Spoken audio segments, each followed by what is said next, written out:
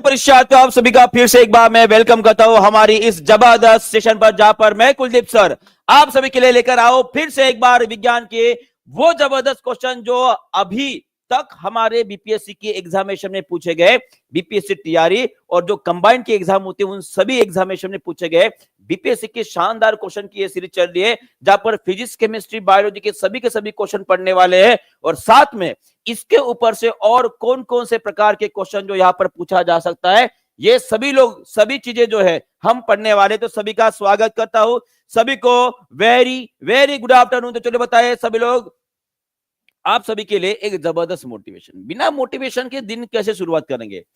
देखिए, आप सभी के लिए है जो खुद को डीमोटिवेटेड मान रहे हैं ना, उनको लग रहा है कि बहुत बुरे दिन चल रहा है। कितने लोगों को लग रहा है कि बहुत बुरे दिन चल रहे हैं? एक बार हाथ ऊपर कर देंगे। उन सभी बच्चों के लिए, उन सभी अभ्यर्थियों के लिए एक शायरी है। शाखें रही तो फूल और पत्ते भी आएंगे, शाखें रही तो फूल और पत्ते भी आएंगे। ये दिन भले आज बुरा है, कल अच्छे दिन भी आएंगे। और जो अच्छे दिन लाना चाहता है उसके पास एक ही रास्ता है, वो है मेहनत। खुद के मेहनत के ऊपर इतना भरोसा कर दो कि भगवान अल्लाह, जिस ईश्वर को भी आप मानते हो, वो खुद बोलेगा कि भाई ले लो, आपकी मेहनत इतनी ज्यादा है कि मैं और नहीं रोक पाऊंगा, कि आपके कदमों पे आकर वो जो है आपकी जो भी इच्छा है वो आकर गिर जाएगी। और इसी के साथ, इसी मोटिवेशन के साथ और इसी जबरदस्त एक स्टार्टिंग के साथ सभी लोग सबसे पहले क्वेश्चन का आंसर करेंगे, जो हमारे 48 एंड 52 बीपीएससी में पूछा गया 2007-8 में। चलो बताओ, चलिए सभी लोग इसका आंसर करेंगे। इसका आंसर क्या रहेगा जी? बहुत बढ़िया क्वेश्चन है। Who was the inventor of radar? Radar system के बारे में हमने पढ़े हैं। रडार का आविष्कार करने वाले वैज्ञानिक आपके साइड में ही मैंने लगा के रखे हैं, बस आपको इनका नाम जानना है। वो नाम क्या है? सभी लोग कमेंट बॉक्स में लिख देंगे। चलो बताओ, जल्दी जल्दी आंसर करेंगे। लाइक शेयर कमेंट करते रहना है, आगे बढ़ते रहना है, ताकि जल्दी ही हम 2000 लाइव का टारगेट पूरा कर दे भाई। चलिए जी, चलो बताओ। मैं बहुत बढ़िया, कोई फ्लेमिंग बोल रहा है तो मैं आपको बताना चाहूंगा।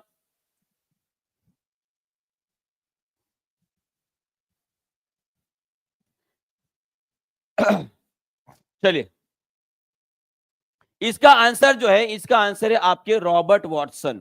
कौन है? रॉबर्ट वॉटसन जो है, इन्होंने सबसे पहले रडार का आविष्कार किया था।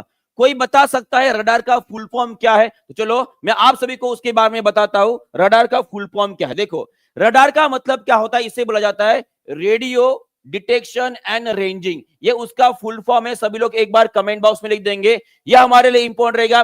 पीआरटी की एग्जामिनेशन देने वाले जितने भी अभ्यर्थी हैं उन सभी के लिए रडार का फुल फॉर्म पूछा जा सकता है। रेडियो डिटेक्शन एंड रेंजिंग ये सिस्टम का नाम है। और इसमें आपके एक्चुअली कौन सी वेव्स का इस्तेमाल किया जाता है, यह भी आपको पूछा जाता है कि इसमें जनरली रेडियो वेव्स का इस्तेमाल किया जाता है। किसका? रेडियो वेव्स का। और यहां पे ये जो फिनोमिना आपको नजर आ रहा है, ये रडार सिस्टम काम करती है आपकी रिफ्लेक्शन के ऊपर काम करती है। ये काम करती है आपके परावर्तन के ऊपर काम करती है। ये आपको ध्यान में रखना है, क्योंकि यहां से जब वेव्स हम निकालेंगे, रेडियो वेव्स, वो टकराएगी और जैसे ही वापस आएगी तो उससे हमें उस पर्टिकुलर ऑब्जेक्ट का जो हमके ऊपर हमला करने वाला है, या कोई भी ऑब्जेक्ट अगर हवा में उड़ रहा है, तो उसे हम डिटेक्ट कर पाए। और इसमें इस्तेमाल किया जाता है, फिर से आपको बताता हूं, रेडियो वेव्स का। रेडियो वेव्स का इस्तेमाल किया जाता है। रेडियो वेव्स की खासियत क्या होती है? कोई बता सकता है रेडियो वेव्स की खासियत क्या होती है?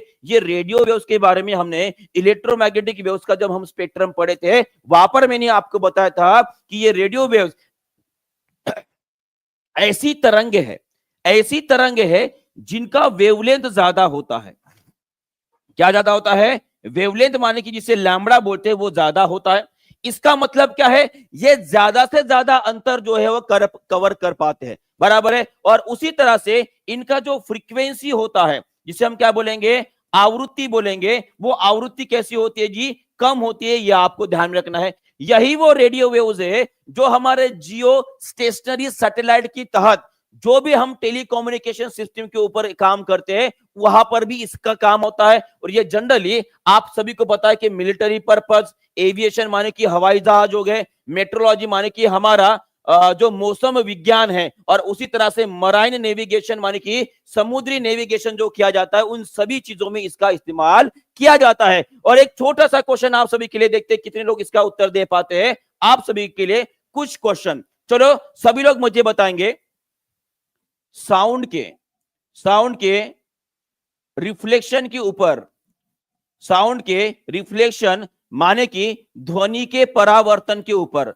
ध्वनि के परावर्तन के ऊपर काम करने वाले कोई भी 3 इंस्ट्रूमेंट मुझे बताओ जो हमारे बीपीएससी के एग्जामिनेशन में पूछे गए। पहला, दूसरा और तीसरा, कोई बता सकता है?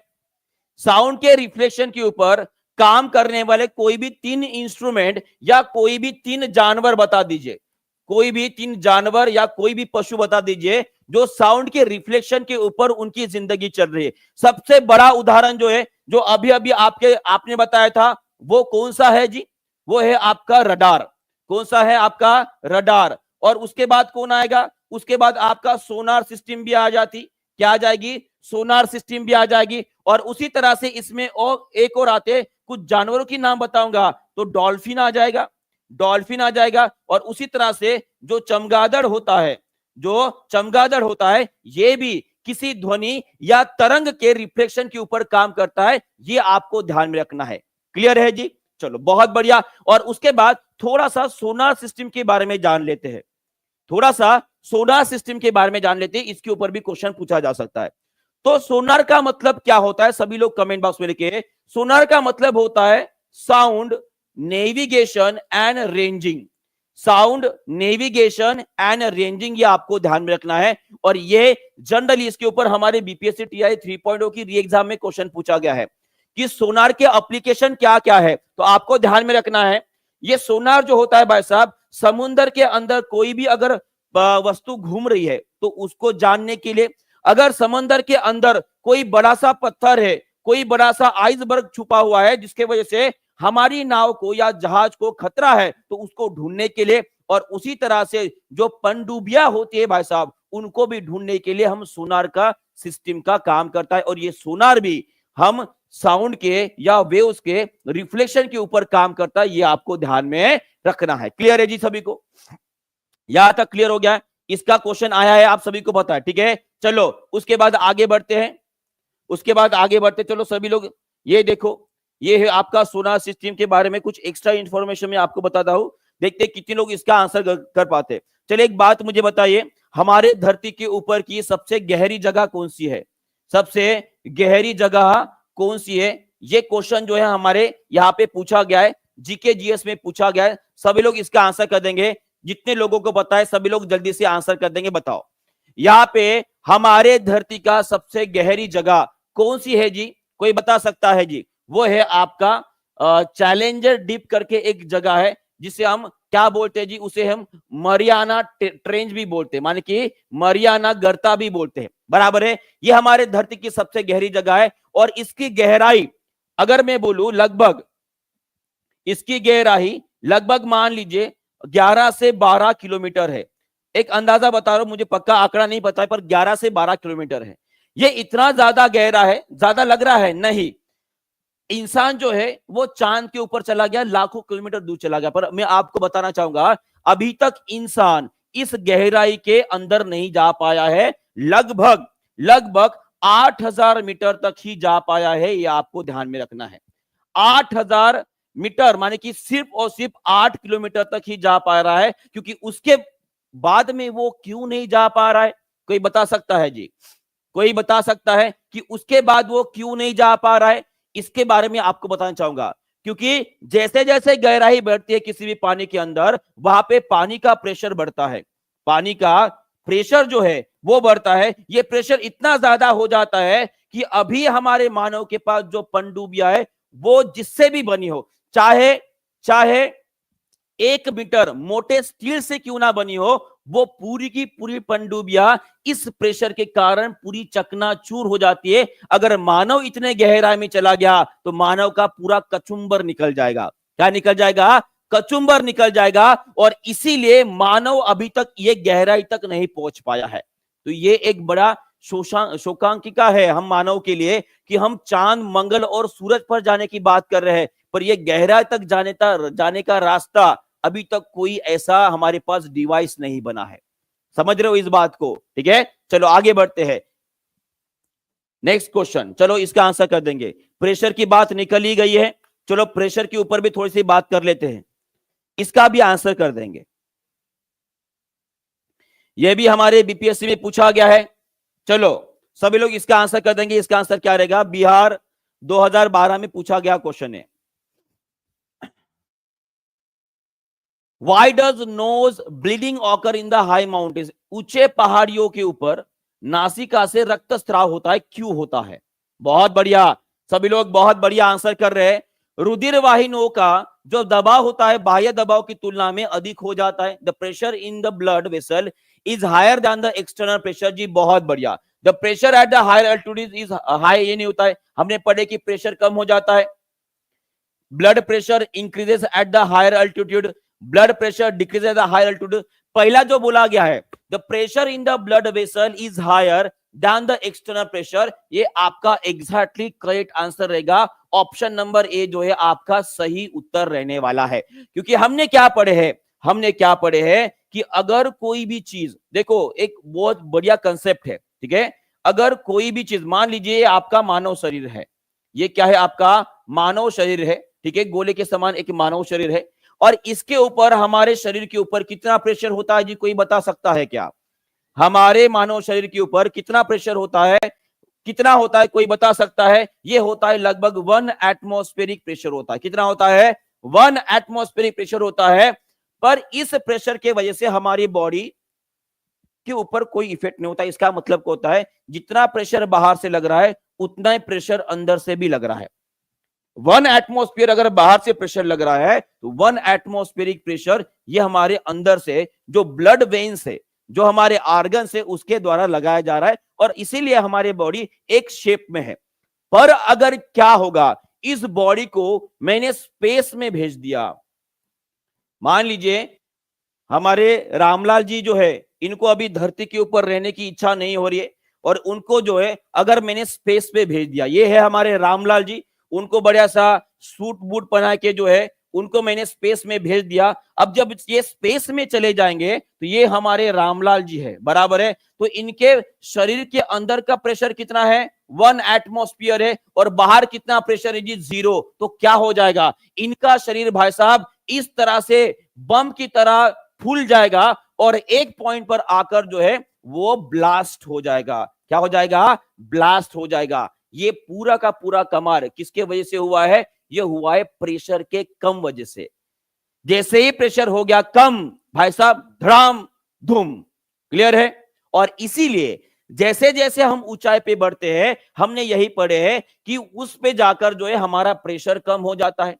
प्रेशर जो एटमॉस्फेरिक प्रेशर हो जाता है, जो वातावरण का प्रेशर दाब होता है, वो कम हो जाता है, और हमारे शरीर के जो वाहिकाएं है, जो ब्लड वेसल्स है, उनके द्वारा लगा गया प्रेशर बढ़ता है, और उसी के कारण हमारे नोज में जो ब्लड वेसल्स होते हैं वो फट जाती है, और वहां से रक्तस्राव होना लगता है।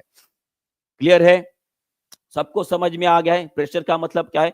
तो प्रेशर से ये भी हमने पढ़े हैं कि जैसे जैसे प्रेशर बढ़ता है, सभी लोग मुझे बताएंगे कि जो पानी का क्वथनांक है, जो पानी का क्वथनांक है वो भी क्या हो जाएगा? चलो बताएंगे सभी लोग। जैसे जैसे हम ऊपर बढ़ते हैं तो प्रेशर क्या होने लगता है जी?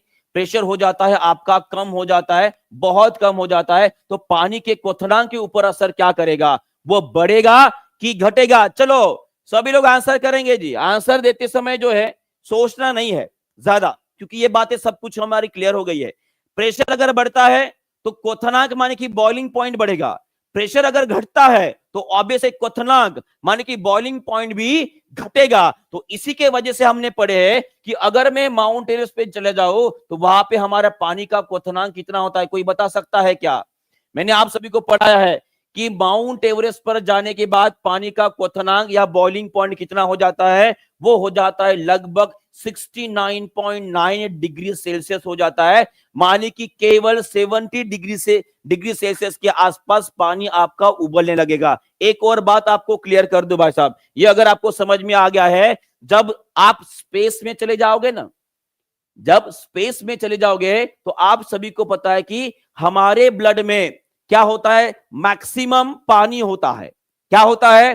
पानी होता है। और इसी पानी को जब आप स्पेस में चले जाओगे तो प्रेशर इतना कम हो जाता है कि इस रामलाल जी का जो हार्ट के अंदर ब्लड रहेगा ना, ब्लड रहेगा, वो उबलने लग जाएगा, वो उबलने लग जाएगा। इतना कम, माने कि 0 एटमॉस्फेरिक प्रेशर के ऊपर अगर आपने किसी भी पानी का अगर वो प्रेशर ला लिया तो भाई साहब पानी वहां पे उबलने लग जाएगा। माने कि पूरी बॉडी आपकी उबलने लग जाएगी और क्या हो जाएगी, हो जाएगी। क्लियर है? चलो, बहुत बढ़िया कंसेप्ट था। इसके बारे में और बताने की इच्छा हो रही है, पर फिलहाल ठीक है, नेक्स्ट भी क्वेश्चन लेना है। चलो नेक्स्ट क्वेश्चन आप सभी के लिए, बिहार एपीओ 2009 में पूछा गया क्वेश्चन है। चलो इसका भी आंसर कर देंगे सभी लोग। चलिए सब लोग इसका आंसर करेंगे। सोनार बहुत अधिक उपयोग में लाते हैं, बिहार के एग्जामिनेशन में, हमारे एग्जामिनेशन में पूछा गया है। इसका आंसर कर देंगे सभी लोग। सोनार का मतलब होता है साउंड नेविगेशन एंड रेंजिंग। इसका उपयोग सर्वाधिक कहां पर किया जाता है? ये सेलर द्वारा, माने कि जो नाविक होते हैं उनके द्वारा किया जाता है। और सभी लोग मुझे बताएंगे कि एक सेलर्स द्वारा दूरी नापने के लिए कौन से इकाई का इस्तेमाल किया जाता है? दूरी नापने के लिए इकाई कौन सी इस्तेमाल की जाती है? सभी लोग इसका आंसर करेंगे, बताएंगे इसका आंसर क्या रहेगा। देखते हैं कितने लोगों को पता है। चलो बताओ जी, सभी लोग इसका आंसर कर देंगे। दूरी नापने के लिए इकाई कौन सा इस्तेमाल करेंगे? नाविक लोग, अरे जल्दी जल्दी बताओ। बहुत बढ़िया, नॉटिकल माइल्स और फैथम भी होता है। बहुत बढ़िया। तो हमने जो पढ़े हैं वो पढ़े हैं हमारे नॉटिकल माइल। नॉटिकल माइल जो होता है, ये इकाई जो है इस्तेमाल की जाती है किसके द्वारा जी? वो नाविक जो होते हैं उनके द्वारा इस्तेमाल की जाती है। ठीक है, चलो आगे बढ़ते हैं। नेक्स्ट क्वेश्चन आप सभी के लिए, आरआरबी एनटीपीसी 2018 में पूछा गया क्वेश्चन है। और आप सभी ने शायद आरआरबी का पेपर भी जो है वो फॉर्म फिलअप किया होगा, जल्दी ही उसका पेपर भी होने वाला है। तो ये सेशन केवल बीपीएससी वाले ही नहीं, जिन लोगों ने आरआरबी का फॉर्म भरा है उनके लिए भी बहुत ही ज्यादा महत्वपूर्ण रहने वाला है। ये भी आपको ध्यान में रखना है, क्योंकि हर वो क्वेश्चन विज्ञान में लिया जा रहा है, वो हर एक किसी ना किसी एग्जामिनेशन में पूछा जाता है। बराबर है? चलो इसका आंसर करेंगे। सोनार तकनीक का आविष्कार किसने किया था? कोई बोल रहा है B B B B B B. बहुत बहुत बढ़िया। तो इसका आंसर रहेगा आपका, बिल्कुल सही बात, लेविस निक्सन। कौन है जी? लेविस निक्सन वो वैज्ञानिक है जिन्होंने सोनार तकनीक का जो है वो उसने आविष्कार किया था। कोई मुझे बताता है कि गैलीली नाम के जो वैज्ञानिक है, इन्होंने क्या खोज कर निकाला? चलो सभी लोग कमेंट बॉक्स में लिखेंगे। गैलीली इन्होंने कौन सा आविष्कार जो है भाई साहब किया था? और उसी तरह से आइजैक न्यूटन जो है, ये कौन से आविष्कार के लिए सबसे ज्यादा फेमस है? चलो बताओ जी। बहुत बढ़िया, दूरबीन। किसकी खोज की थी? दूरबीन की खोज की थी। बहुत बढ़िया। और उसी तरह से आइजैक न्यूटन साहब आपके चाचा जी के पर चाचा जी है भाई साहब वो। चलो बताओ, न्यूटन जी ने सबसे ज्यादा, जी बिल्कुल, अगर आपको पता है तो आइजैक न्यूटन जनरली फेमस है हमारे गुरुत्वाकर्षण का जो उन्होंने नियम दिया था, लॉ ऑफ ग्रेविटेशन जो दिया था, उसके लिए फेमस है। क्लियर है जी? क्लियर है? उसके बाद उसके लॉज ऑफ मोशन भी है। ये बहुत सारी बातें, माने कि न्यूटन को अगर पूरे विज्ञान का फादर भी बोल दोगे तो ये भी कोई कम नहीं होगा, वो है एक्चुअली। बराबर है? बहुत बढ़िया। एप्पल सबको पता है ना, एप्पल। क्लियर है? चलो नेक्स्ट क्वेश्चन यूपीएससी में पूछा गया क्वेश्चन है। एक बात मुझे बताओ, कलेक्टर बनकर कैसे लगेगा? बहुत अच्छा लगेगा ना। चलो देखते हैं यहां पर, एटलीस्ट यूपीएससी नहीं दे पा रहे हो, ठीक है, नहीं दे रहे हो तो एटलीस्ट यूपीएससी का क्वेश्चन सॉल्व कर वो कम से कम थोड़ी सी फीलिंग अगर आ जाती है तो बहुत अच्छा हो जाएगा। चलो बताओ इस क्वेश्चन का आंसर क्या रहेगा? Sonar is primary use for which purpose? अगर आपने देखा है तो ये क्वेश्चन एक्चुअली मैंने इसे मॉडिफाई कर दिया हमारे बीपीएससी के फॉर्मेट में, पर इसी के जैसा सेम टू सेम क्वेश्चन हमारे बीपीएससी में पूछा गया है। कितने लोग इस बात को मानते हैं या कितने लोगों को यह पता है कि सेम टू सेम क्वेश्चन हमारे बीपीएससी में आया है कि नहीं आया है? आया है कि नहीं आया है? Ground minerals, underground objects, detecting line mines, इसका आंसर क्या रहेगा जी? चलो बताओ, है ना? पूछा है कि नहीं पूछा है? पूछा है जी। तो इसका आंसर क्या रहेगा जी? सभी लोग एक बार कमेंट बॉक्स में जरूर लिख देंगे। बहुत बढ़िया। तो ये क्वेश्चन जो है आप सभी के लिए मैं होमवर्क दे रहा हूं, इसका आंसर आप सेशन खत्म होने के बाद कमेंट बॉक्स में जरूर लिख देंगे। क्लियर है? एकदम इजी क्वेश्चन है, हर कोई कर देगा और यहाँ पे आंसर भी दे रहे हो। ठीक है, चलो नेक्स्ट क्वेश्चन आप सभी के लिए, इसका आंसर कर देंगे सभी लोग।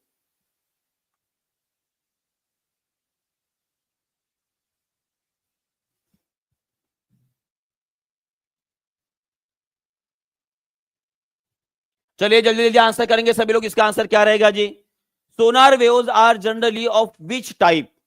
सोनार waves are generally of which type? Infrared रहेगा, रेडियो वेव्स रहेगी, कि अल्ट्रासोनिक रहेगा? बहुत ही बढ़िया क्वेश्चन है। सोनार वेव्स कौन से प्रकार की वेव्स है?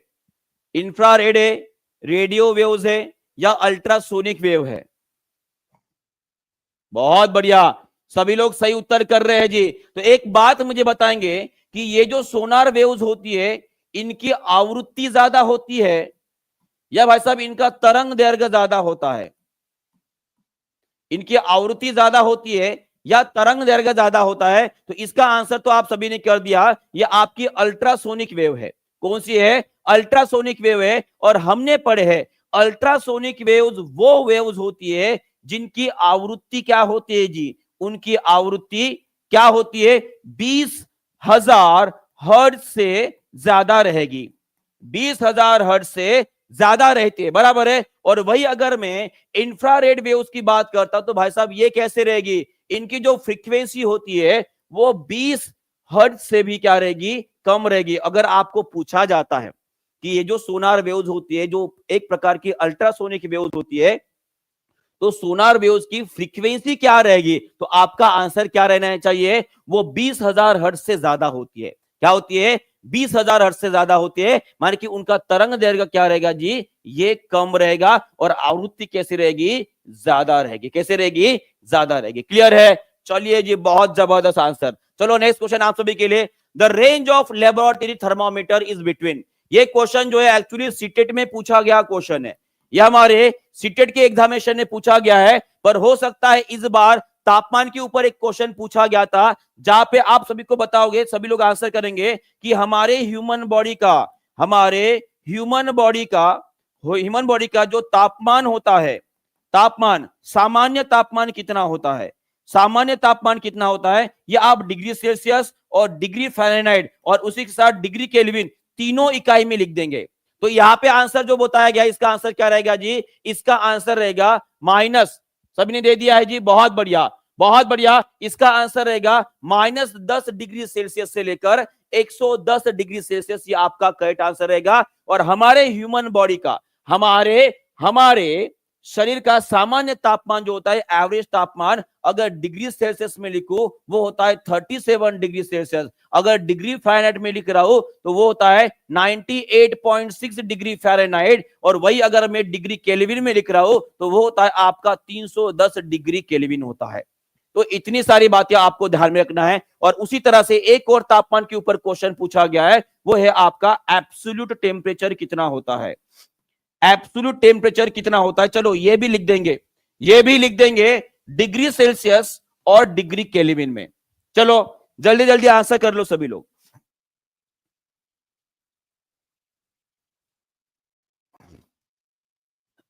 चलो जल्दी जल्दी आंसर करेंगे सभी लोग, बहुत बढ़िया। इसका आंसर क्या रहेगा? एब्सोल्यूट टेम्परेचर कितना होता है? वो होता है डिग्री सेल्सियस में होता है -273.15 और वही केल्विन में होता है 0 केल्विन। कितना होता है? 0 केल्विन होता है जी, बहुत बढ़िया। चलो नेक्स्ट क्वेश्चन की तरफ बढ़ते हैं। और ये रहा हमारा थर्मामीटर, ये हमारा प्रयोगशाला में इस्तेमाल किया जाने वाला थर्मामीटर, जो हम मानव शरीर का तापमान भी गिनने के लिए इस्तेमाल करते हैं। सभी लोग मुझे कमेंट बॉक्स में लिखेंगे कि इस थर्मामीटर में कौन सा तरल धातु जो है वो उपयोग में लाया जाता है, तो उसका नाम क्या रहेगा? उसका नाम रहेगा आपका मर्क्यूरी। उसका नाम रहेगा मर्क्यूरी, जिसे हम पारा बोलते हैं। क्या बोलते हैं? पारा बोलते हैं। और उसी तरह से मैं अगर आपको बात पूछूं कि ये पारा ही क्यों इस्तेमाल किया जाता है, तो पारे की कुछ प्रॉपर्टीज होती है। It is a good conductor of heat, माने कि ये ऊष्मा का बहुत अच्छा सुचालक है। ये ऊष्मा का बहुत अच्छा सुचालक है। और उसी तरह से इसका थर्मल एक्सपांशन जो होता है वो कैसे होता है? लीनियर होता है। सर इसका मतलब समझ में नहीं आया है। इसका मतलब यह है, आप सभी को पता है कि किसी भी चीज को हम अगर गर्म करते हैं, हीट करते हैं, तो वो फूलती है। क्या हो रही है? फूल रही है। जैसे कि मान लीजिए ये हमारा कोई मर्क्यूरी है, मैं इसे अगर मान लीजिए 1 डिग्री सेल्सियस से बढ़ा रहा हूं, तापमान इसका बढ़ा दिया, तो मान लीजिए वो 1 सेंटीमीटर से उसकी लंबाई बढ़ा रही है। अगर मैं 2 डिग्री सेल्सियस से उसे गर्म कर दिया, तो उसका 2 सेंटीमीटर से लंबाई बढ़ रहा है। इसका मतलब क्या है? जितना ज्यादा तापमान बढ़ाओगे उसी रेशियो में उसका लंबाई या उसका जो वॉल्यूम होता है वो बढ़ते जाता है। और इसे ही हम क्या बोलते हैं? इसे ही बोलते हैं हम थर्मल एक्सपांशन। और इसीलिए जनरली तापमान गिनने के लिए हम पारे का इस्तेमाल करते हैं। पर क्या पारे के अलावा कोई और भी है जिसका हम इस्तेमाल कर सकते हैं?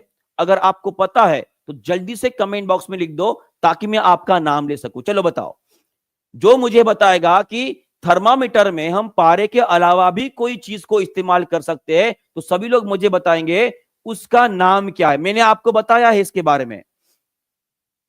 चलिए जी, सभी लोग आंसर करेंगे। बहुत बढ़िया। अंबिका राव जी ने बताया इथेनॉल बोला है। प्रिलित जी ने बताया इथिल अल्कोहल, बहुत बढ़िया। सची यदुवंशी ने बताया है अल्कोहल, बहुत बढ़िया। तो याद रखिएगा, हम पारे के अलावा यहां पे हम इथेनॉल या अल्कोहल का भी इस्तेमाल कर सकते हैं।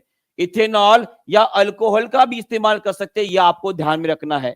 सर इसका इस्तेमाल क्यों करना पड़ता है? क्योंकि हम सभी ने पढ़ा है पारा हमारे मानव शरीर के लिए घातक होता है।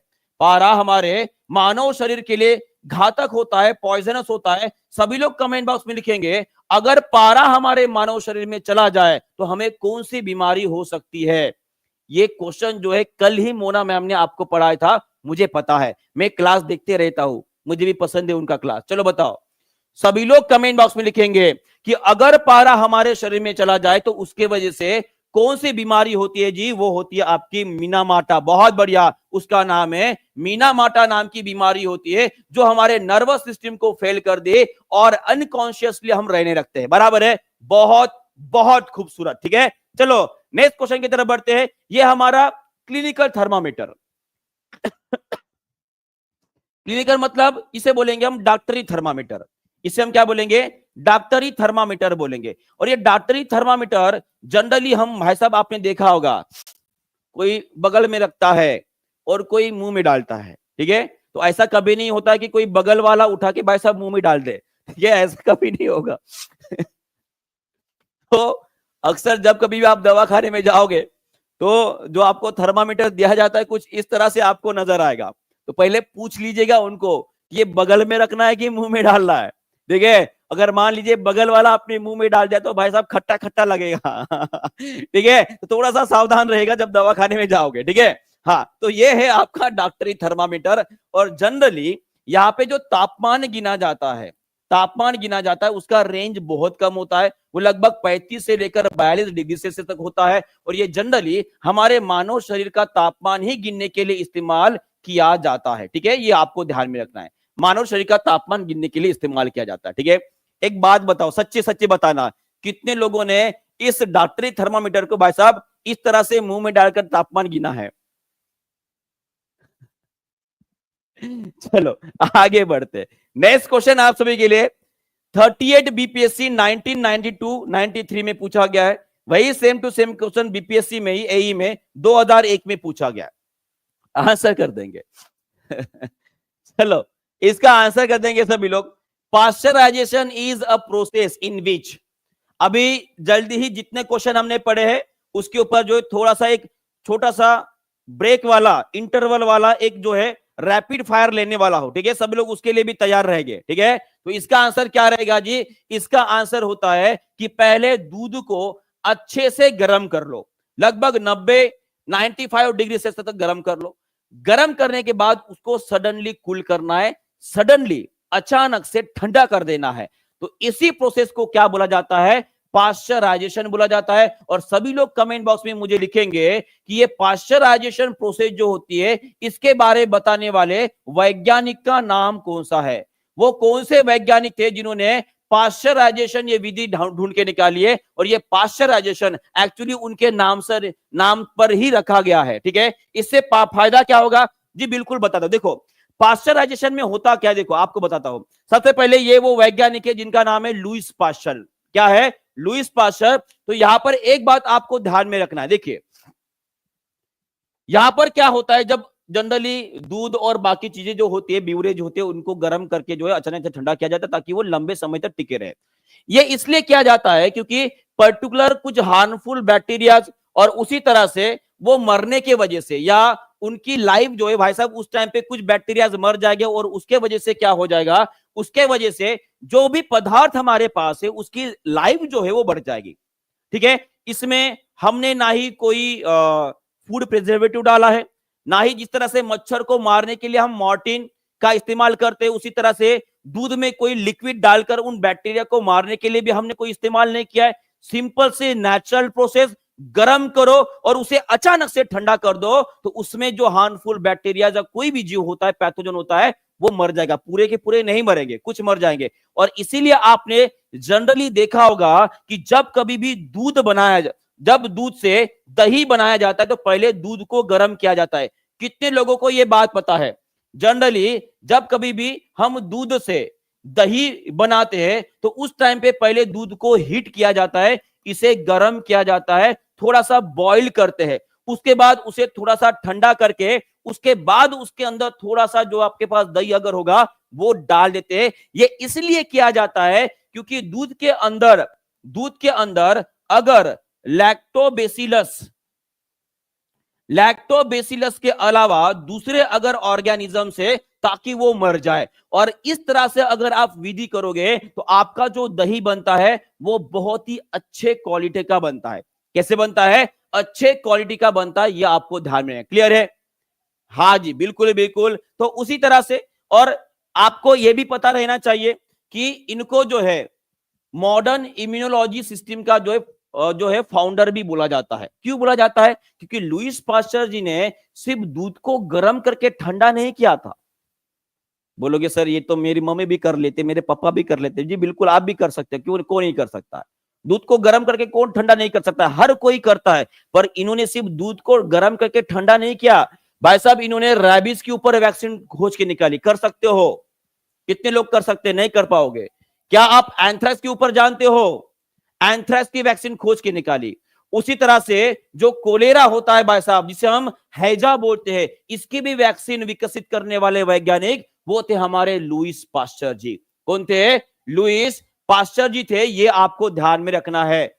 चलो वायरल पेज जी, अब नाम तो इन्होंने नहीं लिखा है पर आपका बर्थडे है तो सभी लोग जो है वायरल पेज जी को एक बार हैप्पी बर्थडे बोल देंगे। मैंने wish you many happy returns of the day बेटा। अगर आप पढ़ाई कर रहे हो अच्छे से तो आपकी मेहनत इस बार रंग लाए और इस बार आप जो भी चाहते हो वो आपके कदमों पे आकर गिर जाए। चलो आगे बढ़ते हैं। नेक्स्ट क्वेश्चन आप सभी के लिए बताओ, इसका आंसर क्या रहेगा? मच्छर। बहुत बढ़िया। देखो यहां पे मैं बताऊं, मैं ये क्लास लेने को इतनी मजा क्यों आती है? क्योंकि हर कोई एक दूसरे को जानता है और हर कोई एक दूसरे को सपोर्ट करता है, मोटिवेट करता है। और यही बात मुझे आप सभी की बहुत ही प्यारी लगती है ना? एक क्लास में अगर हम पढ़ रहे हैं तो एक दूसरे को सपोर्ट देना, एक दूसरे को आगे लेकर जाना, ये हमारा कर्तव्य बनता है। बहुत बढ़िया जी, बहुत बढ़िया। चलो इसका भी आंसर कर देंगे। मलेरिया के संरचना के लिए उत्तरदायी वाहक कौन सा होता है? चलो बताओ। संचरण है, संरचना नहीं है, संचरण है, माने कि ट्रांसमिशन के लिए कौन होता है? एकदम इजी क्वेश्चन है जी, हमारे बीपीएससी में पूछा गया। फीमेल एनाफिलस मॉस्किटो होता है। और इसीलिए मलेरिया को क्या बोला जाता है जी? मलेरिया को क्या बोला जाता है? ये एक प्रकार का वेक्टर जनित रोग है। कैसा है? वेक्टर जनित रोग होता है। वेक्टर जनित रोग का मतलब ये होता है कि जब कभी भी कोई डिसीज एक इंसान या एक इंसान से दूसरे इंसान में फैलता है, किसी एक कीड़ा या किसी भी जीव के माध्यम से उसे वेक्टर जनित रोग बोला जाता है, बराबर है। और उसी तरह से सभी लोग मुझे कमेंट बॉक्स में लिख के बताएंगे कि क्यूलेस मॉस्किटो के वजह से कौन सी घातक बीमारी होती है। अगर मैं, चलिए सभी लोग इसका आंसर कर देंगे, बाकी भी बताऊंगा, पहले इसका आंसर कर देंगे जी, बहुत बढ़िया। और उसी तरह से मलेरिया होने का कारण कौन सा होता है, वो होता है आपका एक प्रकार का प्रोटोजोआ है, एक प्रकार का प्रोटोजोआ होता है जिसे हम प्रजीव बोलते हैं, एक प्रकार का प्रजीव होता है, उसका नाम भी सभी लोग कमेंट बॉक्स में लिख देंगे। चलो बताओ, क्यूलेक्स के वजह से कौन सी होती है जी, बहुत बढ़िया, बहुत बढ़िया। एडिस के वजह से होता है आपका डेंगू, बराबर है जी हाँ। फाइलेरिया, बहुत बढ़िया। हाथी पाव होता है, क्या होता है, हाथी पाव होता है, सभी ने एक कॉमन बता दिया। प्रोटोजोआ का नाम क्या है, उसका नाम है प्लाज्मोडियम, उसका नाम क्या है, प्लाज्मोडियम है, ये आपको ध्यान में रखना है। और बीपीएससी में इस बार क्वेश्चन आया था कि मलेरिया के जो प्लाज्मोडियम होते हैं, मलेरिया के प्लाज्मोडियम जो होते हैं वो अपनी संख्या कहां पर बढ़ाते हैं, कहां पर बढ़ाते हैं, माने कि ह्यूमन ऑर्गन ऐसा कौन सा है, हमारे मानव शरीर का ऐसा कौन सा अंग है जहां पर प्लाज्मोडियम अपनी रिप्रोडक्शन कर अपनी संख्या बढ़ाता है, उस ऑर्गन का नाम बीपीएससी ने आंसर दिया है, उसका नाम है स्प्लीन। उसका नाम क्या है, स्प्लीन, मान कि इसे बोलेंगे हम प्लीहा, क्या बोलेंगे, प्लीहा। क्लियर है, क्लियर है, चलो बहुत बढ़िया, आगे बढ़ते हैं। और ये रहे मच्छर, उनके बारे में हमने कल ही पढ़ा था। अगर मैं एडिस की बात करता हूं तो एडिस की वजह से सबसे बड़ा जो बीमारी है वो चिकनगुनिया और डेंगू होता है, क्या होता है, चिकनगुनिया और डेंगू जो होता है। एनाफिलिस के वगैरह अगर पूछा जाए तो उसके वजह से होता है आपका मलेरिया। और क्यूलेक्स के बारे में अगर पूछा जाता है तो क्यूलेक्स के वजह से सबसे बड़ा डिसीज जो होता है वो होता है, जिसके बारे में शायद पूछा जाए, वो होता है आपका वेस्ट नाइल फ्लूअर। कौन सा होता है, वेस्ट नाइल फ्लूअर। और तीनों मच्छर के वजह से होने वाला एक कॉमन डिसीज कौन सा है, चलो सभी लोग आंसर कर लेंगे। इसका आंसर क्या रहेगा कि एडिस मॉस्किटो, उसके बाद एनाफिलिस मॉस्किटो और जो क्यूलेस मॉस्किटो है, इन तीनों के वजह से होने वाला एक कॉमन डिसीज कौन सा है, तो उसका नाम रहेगा आपका हाथी पाव, उसका नाम रहेगा आपका हाथी पाव, जिसे हम फिलारियासिस भी बोलते हैं, क्या बोलते हैं, फिलारियासिस भी बोलते हैं, ये आपको ध्यान में रखना है। क्लियर है। और सभी लोग कमेंट बॉक्स में लिखकर बताएंगे कि ये फिलारियासिस जो डिसीज होता है, जो हाथी पाव होता है, हमारे मानव शरीर के कौन से तंत्र के ऊपर वो अटैक करते हैं, तो वो आपको ध्यान में रखना है, वो है आपकी लिम्फेटिक सिस्टम, लिम्फेटिक, जिसे हम लसिका तंत्र बोलते हैं, क्या बोलते हैं, जो लसिका तंत्र होता है उसके ऊपर हाथी पाव में जो होते हैं भाई साहब प्रोटोजोआ, वो अटैक करते हैं और उसको, क्लियर है, चलो आगे बढ़ते नेक्स्ट। चलो इस क्वेश्चन की तरफ बढ़ते हैं। ये क्वेश्चन भी हमारे बीपीएससी में पूछा गया है, ये क्वेश्चन भी हमारे बीपीएससी में पूछा गया, सब लोग इसका भी आंसर कर देंगे, जल्दी से बताओ इसका आंसर क्या रहेगा, फास्ट सभी लोग लाइक शेयर कमेंट करते रहेंगे। 1200 ही बच्चे आए हैं और लाइक कितने हुए भाई साहब, कम से कम 1000 लाइक तो हो गए होंगे, ऐसी आशा करता हूं। चलिए क्वेश्चन को पढ़ेंगे पहले जल्दी से और बताएंगे इसका आंसर क्या रहेगा जी। क्या बात है, इतने सारे लाइक, मेरी तो आंखों से आंसू निकल आया है ना। यहां पे देखो कितने बच्चे हैं, यहां पे लगभग 1200 बच्चे, और यहां पे लाइक सिर्फ आधे हुए हैं। हर बार बोलना पड़ता है, अभी करो लाइक, बोलने के बाद ही लाइक करोगे, मुझे पता है, इसलिए बोलना पड़ता है। हाँ करो, धड़ाधड़ लाइक करो, कर दिए। चलो इसका आंसर क्या रहेगा, इसका आंसर रहेगा अफ्रीकन स्लीपिंग सिकनेस नाम की बीमारी होती है। क्या होती है, वो डायलॉग बोलने को मत लगा बार बार, है ना, याद आ रहा है वो डायलॉग क्या है, हाँ ठीक है, पता है, जो बच्चे डेली क्लास करते हैं उन सभी को पता है वो डायलॉग क्या है, ठीक है हाँ। चलो इसका आंसर क्या रहेगा आपका, अफ्रीकन स्लीपिंग सिकनेस रहेगा, एकदम इजी क्वेश्चन है, ठीक है। चलो आगे बढ़ते, सेत से मक्खी, क्या इसका नाम क्या है, सेत से, क्या नाम है, सेत से।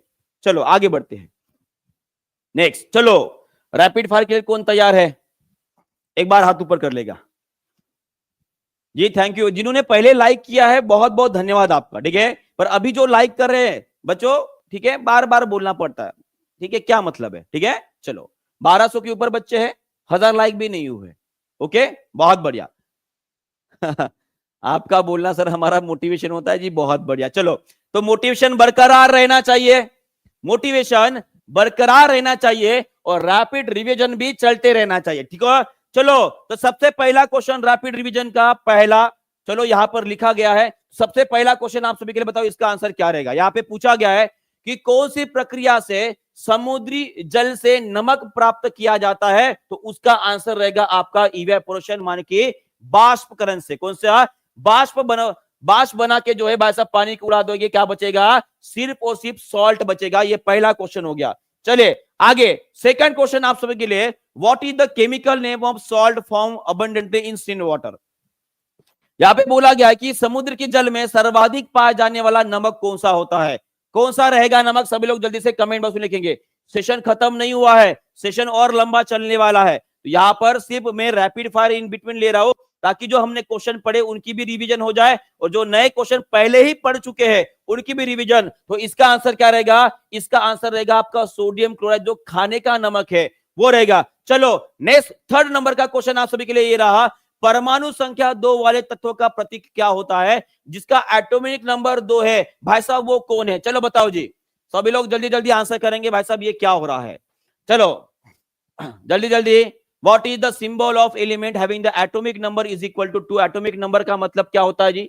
एटॉमिक नंबर का मतलब होता है जिसमें नंबर ऑफ प्रोटॉन की संख्या, नंबर ऑफ प्रोटॉन की संख्या कितनी है, और प्रोटॉन की संख्या 2 वाला कौन सा एलिमेंट है जी? वो है आपका हेलियम। कौन है? हेलियम। बहुत बढ़िया। चलिए थर्ड क्वेश्चन की तरफ हो गया। फोर्थ क्वेश्चन आप सभी के लिए बताओ इसका आंसर क्या रहेगा?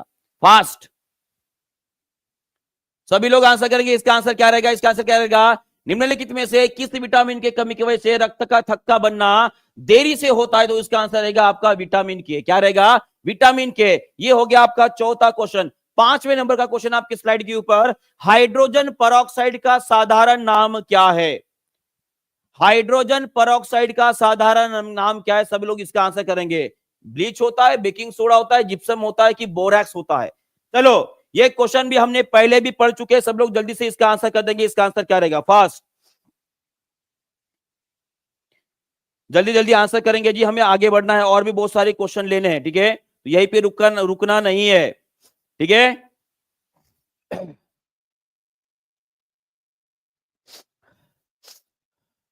बहुत बढ़िया। यहाँ पे मैक्सिमम लोगों ने जो है गलत आंसर दिया। मैं आपको बता जाऊंगा, इसका जो आंसर है वो ब्लीच है। इसका फार्मूला होता है आपका H2O2। इसका फार्मूला क्या होता है? H2O2, जो एक प्रकार का कीटनाशक या जंतु मारने के लिए इस्तेमाल किया जाता है। ठीक है, ब्लीच, यह आपको ध्यान में रखना है। उसी तरह से सभी लोग कमेंट बॉक्स में bleaching powder, bleaching powder, bleaching powder, इसका केमिकल फार्मूला जो है, इसका केमिकल फार्मूला लिख देंगे। केमिकल फार्मूला, उसका नाम क्या है वो भी लिख देंगे। ये आप सभी के लिए होमवर्क रहेगा। क्लियर है? चलो आगे बढ़ते हैं। नेक्स्ट क्वेश्चन आप सभी के लिए, निम्नलिखित में से कौन सी गैस खाद्य उत्पाद में दुर्गंध का कारण बनती है? छठवें नंबर का क्वेश्चन, जल्दी जल्दी आंसर करेंगे सभी लोग। बहुत बढ़िया। तो इसका आंसर क्या रहेगा जी? इसका आंसर रहेगा आपका ऑक्सीजन। कितने लोगों ने गलत आंसर किया है? बहुत बढ़िया, CaOCl2। बहुत बढ़िया जी, बहुत बढ़िया। कैल्शियम हाइपोक्लोराइड या ऑक्सीक्लोराइड, बराबर है। चलो तो इसका आंसर क्या रहेगा? कौन सी गैस उत्पाद में दुर्गंध का कारण बनती है? तो उसका आंसर रहेगा आपका ऑक्सीजन। और कौन सी गैस खाद्य उत्पाद में दुर्गंध को बचाती है, तो उसका उत्तर क्या रहेगा? नाइट्रोजन। इसका उत्तर क्या रहेगा? नाइट्रोजन, जिसे हम रैंसिडिटी बोलते हैं। क्या बोलते हैं? रैंसिडिटी बोलते हैं। क्लियर है? चलो छठवें नंबर का क्वेश्चन क्लियर हो गया। आगे बढ़ते हैं। सातवें नंबर का क्वेश्चन आप सभी के लिए बताओ इसका आंसर क्या रहेगा? यहां पे बोला गया है कि नेचुरल गैस, जो हमारी प्राकृतिक गैस है, उसका मुख्य घटक कौन सा होता है? फास्ट। बहुत बढ़िया। और इसी तरह से आंसर देते रहना है, आगे बढ़ते रहना है। फास्ट। चलो इसका भी आंसर कर देंगे। इसका आंसर क्या रहेगा जी? इसका आंसर रहेगा आपका मीथेन। क्या रहेगा?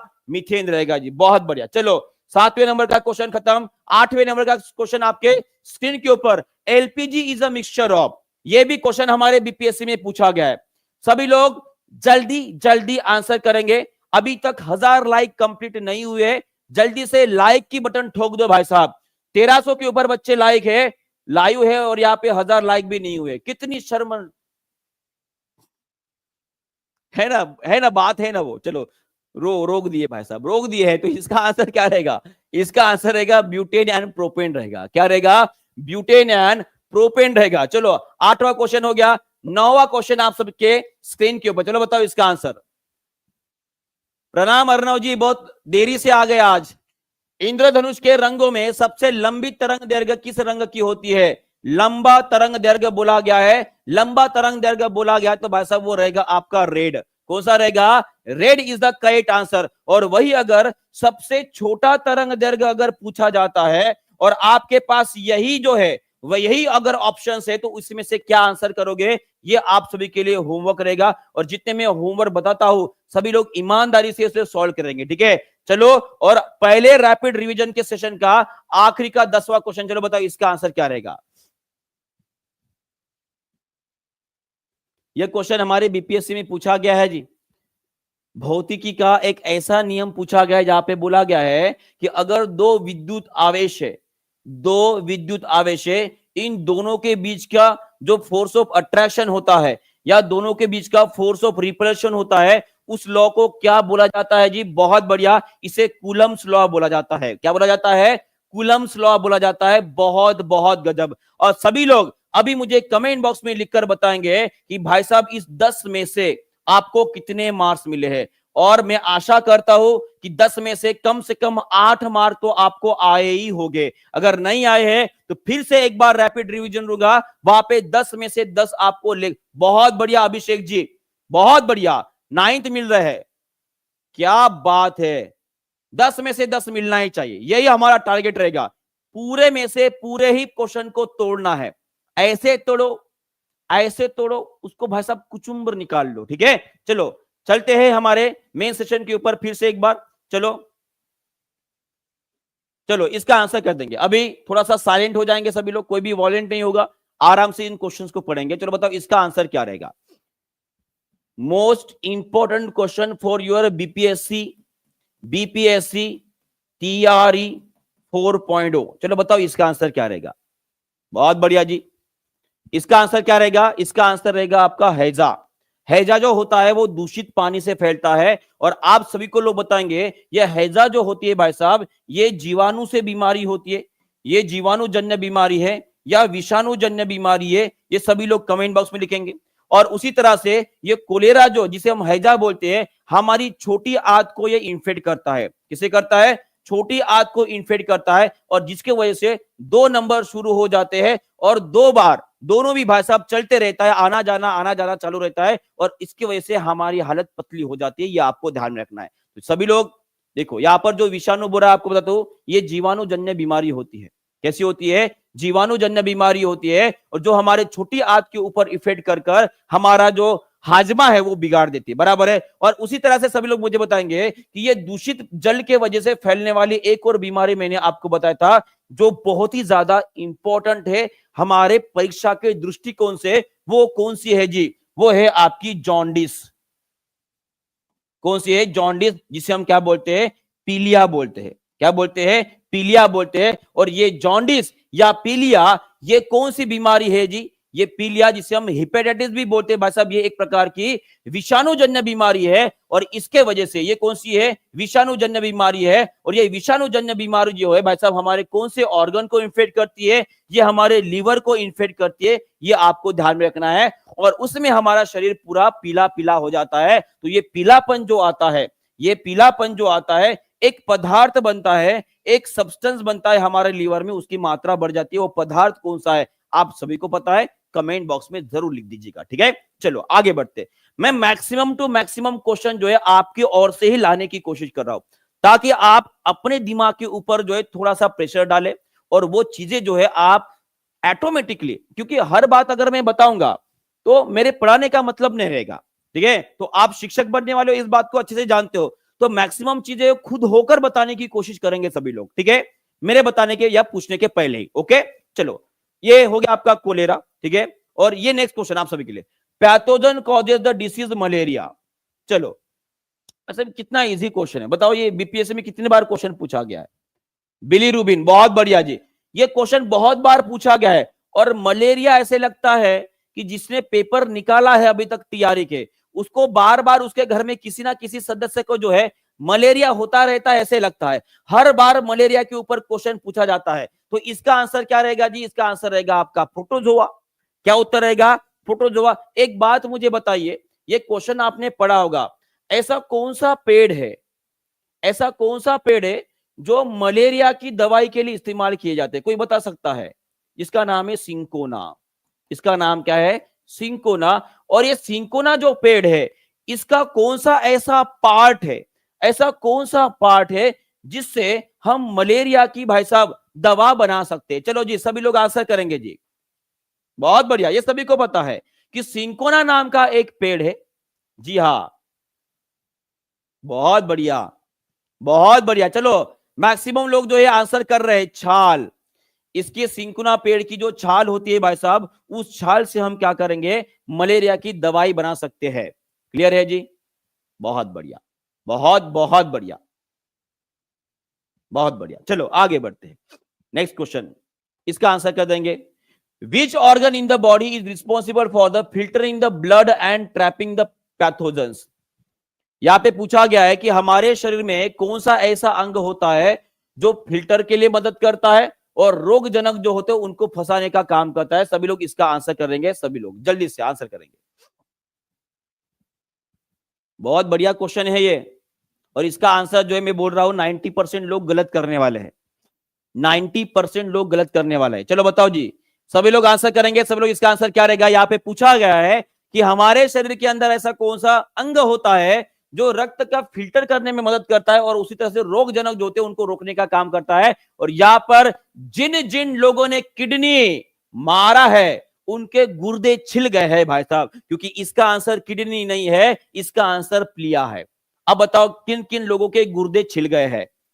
क्योंकि देखो यहां पे फिल्टर की बात आ गई तो ऑब्वियसली आपके दिमाग में आना यह जरूरी है कि ब्लड को फिल्टर करने का काम हमारी किडनी करती है, पर रोगजन या पैथोजन जो होते हैं उनको रोकने का काम कौन करती है? हमारी स्प्लिया करती है। अब बोलोगे सर स्प्लीन जो है ये ब्लड कैसे फिल्टर करती है? देखो हमने पढ़े हैं, हमारे ब्लड में होते हैं आरबीसी। क्या होती है? आरबीसी। ये जब मर जाते हैं तो भाई साहब ये कहां पर जाके मरते हैं? एक छोटा सा ऑर्गन होता है हमारा जिसका नाम है प्लिया। तो ये प्लिया क्या करता है? जो मरी हुई आरबीसी है वो भेजता है आपके लीवर के पास। किसके पास भेजेगा? लीवर के पास। और जो अच्छे आरबीसी होते हैं वो पुनः आपके ब्लड में चले जाते हैं। माने कि ये फिल्ट्रेशन का तो काम कर रही है, मरे हुई आरबीसी को अलग करना और जो जिंदा आरबीसी होती है उनको अलग करना, ये काम कौन करता है? प्लीहा करता है। कौन करता है? प्लीहा करता है। क्लियर हो गया यहाँ पे? तो ये फिल्ट्रेशन आपको समझ में आ गया है जी। ओके, चलो बहुत बढ़िया। तो ये आपको समझ में आ गया, आगे बढ़ते चलो। और ये आप देख पा रहे हो हमारे शरीर की जो हमारा जो पेट होता है उसके जस्ट साइड में लिवर को लगकर जो है एक छोटा सा ऑर्गन होता है जिसे हम बोलते हैं प्लिया या स्प्लीन बोलते हैं। अगर यहाँ पर आप देख पा रहे हो बड़ा, तो ये रहा आपका प्लिया जिसे हम स्प्लीन बोल रहे हैं। क्लियर है जी?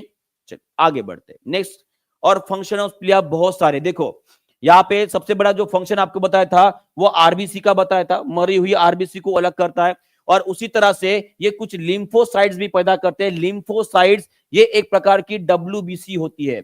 लिम्फोसाइट एक प्रकार की डब्ल्यूबीसी होती है जो जनरली कैंसर जनित जो सेल्स या कोशिकाएं होती है उनको मारने के लिए काम आता है। और उसी तरह से इन प्लिया के अंदर जो है प्लेटलेट जो होती है ना, प्लेटलेट्स हमारे ब्लड का ही एक अंग होता है, उसको भी वहां पे स्टोर किया जाता है। और उसी तरह से जो पैथोजेंस होते हैं जिनकी वजह से बीमारी होती है उनको भी फिल्टर कर कर ये फिल्टर कर कर किसमें डालती है? ये हमारी जो लिम्फेटिक सिस्टम है, हमारी जो लिम्फेटिक सिस्टम जिसे हम लसिका तंत्र बोलते हैं, उस लसिका तंत्र के पास भेजने का काम जो है जो हमारा प्लीहा करता है। क्लियर है? तो इतने सारे प्रकार जो है, इतने सारे काम जो ये प्लिया स्प्लीन हमारे शरीर के अंदर करता है। क्लियर है जी? चलो बहुत बहुत बढ़िया, आगे बढ़ते हैं। नेक्स्ट क्वेश्चन आप सभी के लिए बताओ। यहाँ पे क्वेश्चन पूछा गया हमारे बीपीएससी से, ऐसी कौन सी वाहिका है जो एक कोशी की मोटाई उसकी होती है?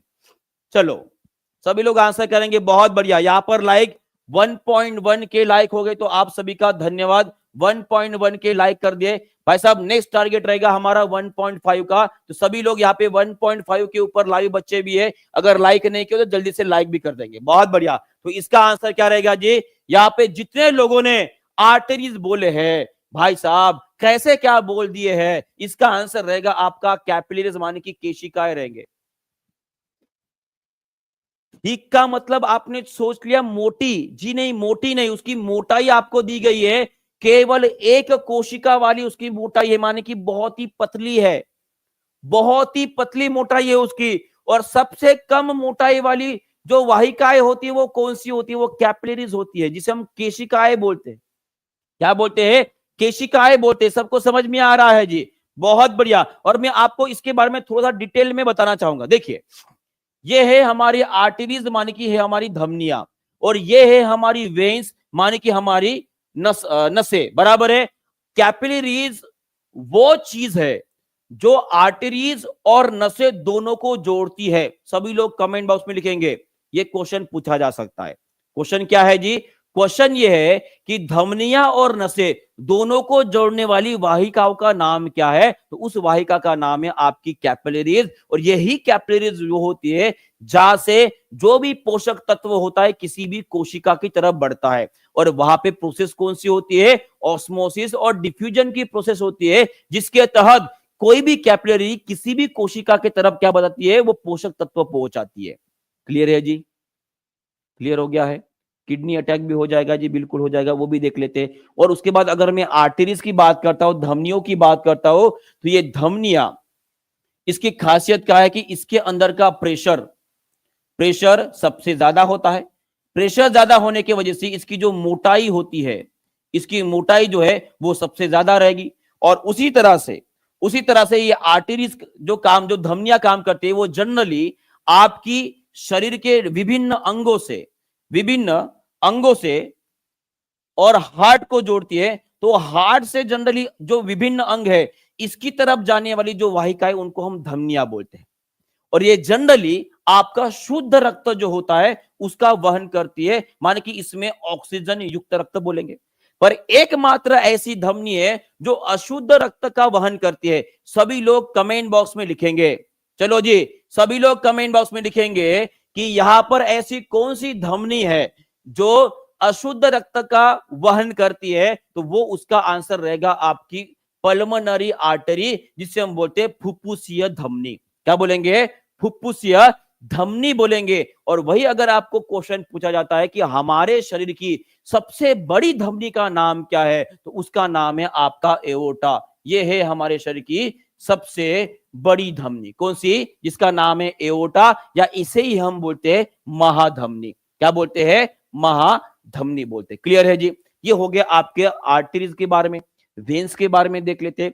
वेन्स के अंदर का प्रेशर देखिए कितना कम है, लगभग 10 से लेकर 20 mm ऑफ Hg है। और वही अगर आर्टरीज का प्रेशर देखोगे तो वो लगभग 100 mm ऑफ Hg होता है। कितना होता है? 100 mm ऑफ Hg होता है। माने कि प्रेशर कितना ज्यादा है? लगभग 80 या 90 mm ऑफ Hg से भी कम है। अगर वेन की बात करूंगा तो ये कैसे होते हैं? उनकी दीवारें पतली होती है, उनके अंदर का प्रेशर कम होता है। और उसी तरह से अगर आपको पूछा जाता है कि एकमात्र ऐसी कौन सी शिरा है जो शुद्ध रक्त कैरी करती है, तो उसका आंसर रहेगा आपकी पल्मोनरी वेन।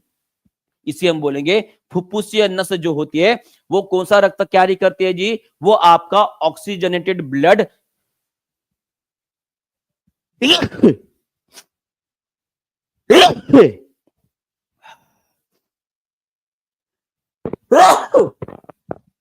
बहुत भयानक सर्दी हो गई है, ठीक है? इसे बोलेंगे हम ऑक्सीजन युक्त रक्त। क्लियर है जी? एक बात पूछू, छोटी सी बात है, सर्दी की बात निकल ही गई है तो एक बात बताओ, सर्दी जो है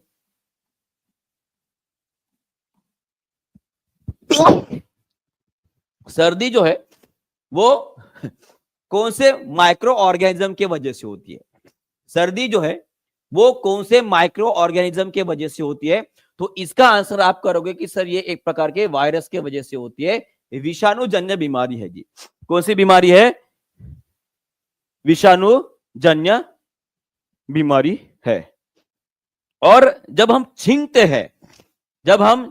हैं तो पता है हमारे नाक से निकलने वाली जो हवा उसकी गति कितनी होती है? कोई बता सकता है? कोई बता सकता है? लगभग 120 से लेकर 140 किलोमीटर प्रति घंटा। फिर से बता रहा हूं, नाक से निकलने वाली जो हवा छींक के दौरान उसकी गति होती है लगभग 120 से लेकर 140 किलोमीटर प्रति घंटा। इतने जबरदस्त गति से वो बाहर निकलता है। और इसलिए छींक अगर आती है तो जनरली रुमाल या हाथ उसके ऊपर रखना चाहिए, उसको रोकना नहीं चाहिए, क्योंकि उसका बैड इफेक्ट हमारे लंग्स के ऊपर गिरता है। क्लियर है? चलो आगे बढ़ते हैं। और ये रही हमारी कैपिलरीज, ठीक है, जिसके अंदर का प्रेशर जो है, प्रेशर का जो है वो वेंस से ज्यादा होता है। एक बात यहां पे क्लियर कर दो, अगर मैं बात करता हूं, हमारे मानव शरीर के अंदर, जो वाहिकाएं है उनके अंदर के अगर मैं प्रेशर की बात करता हूं, उनके अंदर के मैं प्रेशर माने कि दबाव की अगर मैं बात करता हूं, तो दबाव के अनुसार अगर मैं लगाऊंगा तो आपको याद रखना है जो हमारी धमनियां है इसके अंदर प्रेशर सबसे ज्यादा रहेगा। उसके बाद रहेगी हमारी कैपिलरीज रहेगी, आपकी कैपिलरीज रहेगी, और उससे ज्यादा कम रहेगी नसें, माने कि हमारी वेंस जो होती है उनके अंदर सबसे कम प्रेशर होता है। अगर आपको पूछा जाता है कि मानव शरीर के अंदर ऐसी कौन सी वाहिका है जिनके अंदर सबसे कम प्रेशर होता है, तो उसका आंसर रहेगा आपकी नसें। क्या रहेगा? नसें। और वही अगर मैं मोटाई की बात करता हूं, या उसके विड्थ की बात करता हूं, तो सबसे ज्यादा विड्थ किसकी रहेगी? वो रहेगी आपकी धमनी की, उसके बाद रहेगी आपकी नसें, और उसके बाद रहेगी आपकी कैपिलरीज रहेगी। कौन रहेगी? कैपिलरीज रहेगी। माने कि सबसे कम मोटाई किसकी होती है जी? कैपिलरीज की होती है। ओके जी। अंकिता यादव जी बोले कि सर 11.2 किलोमीटर से भगा देंगे क्या? बिल्कुल जी, भगा दो, पृथ्वी के बाहर चला जाएगा। ठीक है, चलो बहुत बढ़िया। और एक बात और आपको क्लियर कर देता हूं कि हमारे हार्ट्स के अंदर विभिन्न भागों में, चरणों में वॉल्स होते हैं जो कि हमारा ब्लड का जो फ्लो होता है वो एक ही दिशा में रखने में मदद करता है। सभी लोग मेरे शब्दों के ऊपर ध्यान देंगे। हमारे हार्ट के अंदर हर चेंबर में जहां पर वाहिकाएं ओपन हो रही है वहां पे एक प्रकार के वॉल्व्स होते हैं, और ये वॉल्व क्या करते हैं? हमारे ब्लड को यूनिडायरेक्शनल रखने के लिए ये वॉल्व्स क्या होते हैं? ये वॉल्व्स जो होते हैं हमारे ब्लड की यूनिडायरेक्शनल रखने के लिए, मान कि एक ही दिशा में कायम रखने के लिए महत्वपूर्ण कार्य करती है। और ये वॉल्व्स कौन कौन सी होती है ये भी आप थोड़ा सा देख लीजिए।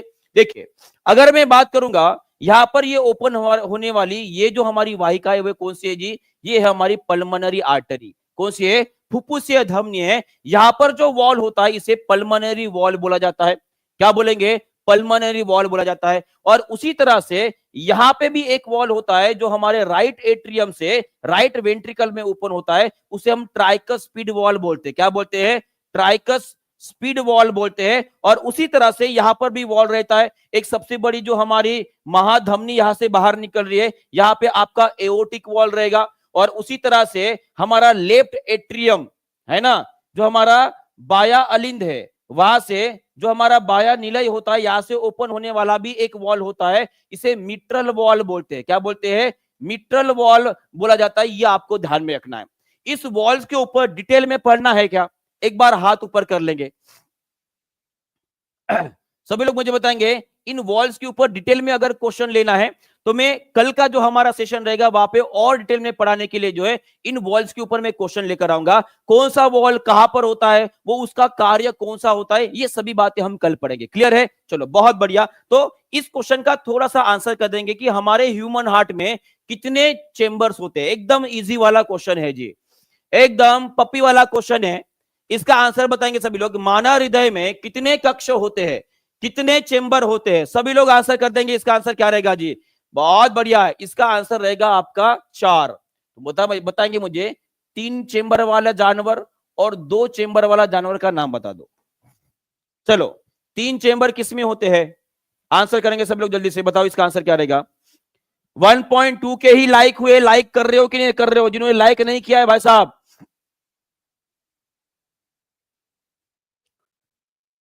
चलो सभी लोग एक बार लाइक ठोक देंगे अपनी सेशन को, ताकि 1.5 के का टारगेट हमारा कंप्लीट हो जाए। चलिए जी, बहुत बढ़िया, बहुत बढ़िया, बहुत बहुत बढ़िया। मछली के अंदर होते हैं 2 होते हैं या 3 होते हैं? और मेंढक के अंदर कितने होते हैं? चलो मछली के अंदर 2 ही रहेंगे ना, मछली के अंदर 2 ही रहेंगे। मेंढक के अंदर कितने होते हैं?